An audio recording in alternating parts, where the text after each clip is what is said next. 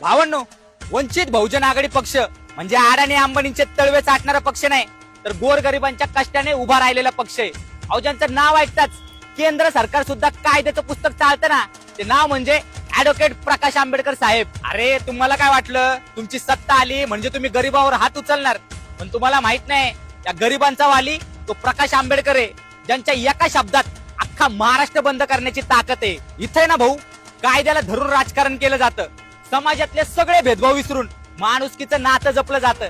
अरे, तुम्ही लाख पुरुष प्रधान संस्कृतीच्या गप्पा माराल, पण इथं या तृतीयपंथी समाजाला सुद्धा सरपंचपदी बसवलं जातं.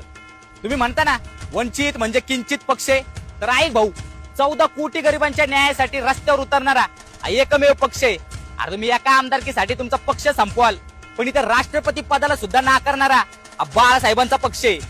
म्हणून सांगतो, वंचित बहुजन आघाडीला तुम्ही किती दाबण्याचा प्रयत्न केला तरी एक गोष्ट लक्षात ठेवा, दार खिडक्या बंद केल्या म्हणून सूर्याचं तेज कधीच कमी होत नाही.